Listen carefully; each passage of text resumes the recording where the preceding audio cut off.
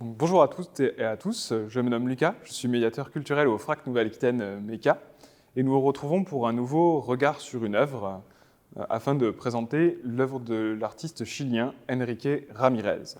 Cette œuvre, produite en 2019, se nomme Tres mares, un paisaje y la tierra, traduisible littéralement en trois mers, un paysage et la terre, et fait partie de la collection du FRAC, grâce à un don des amis du FRAC en 2020.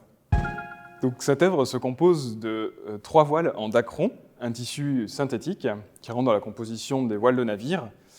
Ces trois voiles sont cousues entre elles grâce à un fil rouge qui crée une ligne horizontale et une voile qui nous paraît être devant, une petite voile, comporte des coloris bleu et blanc et à y regarder de plus près nous paraît usé, fripé, comme un matériau qu'on aurait réemployé de nombreuses fois. Une autre voile derrière, avec un bleu outre-mer, vient créer une forme de cadre. Ce cadre est rompu par la troisième voile, qui vient sur le fond, et qui crée une ligne d'horizon blanche sur la partie inférieure de l'œuvre. Ces trois voiles sont clouées sur un fond noir et comprises dans un cadre de bois sombre. Pourquoi Enrique Ramirez utilise-t-il des voiles de navire dans son œuvre ? L'artiste entretient un lien particulier à la voile puisque son père va façonner des voiles de navire, va les tisser. Ce savoir-faire correspond à l'histoire du Chili qui puise de nombreuses ressources dans la mer et l'océan au travers la pêche notamment. Cette voile pour l'artiste est également conçue comme une fenêtre ouverte donc vers l'océan. On peut se demander quelles sont les portées symboliques d'une telle œuvre. Enrique Ramirez nous laisse entendre un aspect positif et un aspect négatif lié à la mer et à la voile. La mer, par son côté nourricier et par la pêche, peut en effet revêtir un côté positif.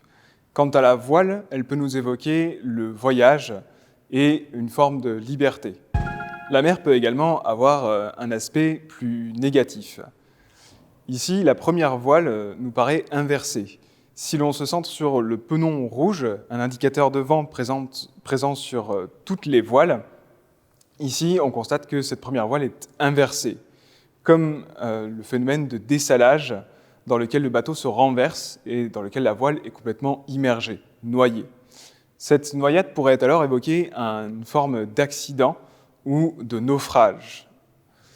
On pourrait également interpréter l'œuvre par rapport à l'histoire même du Chili. Ce naufrage, cet accident, peut se retrouver dans l'opération Condor, sous la dictature du général Pinochet, où les opposants politiques étaient souvent noyés, voire même largués dans l'océan, attachés à des rails de train.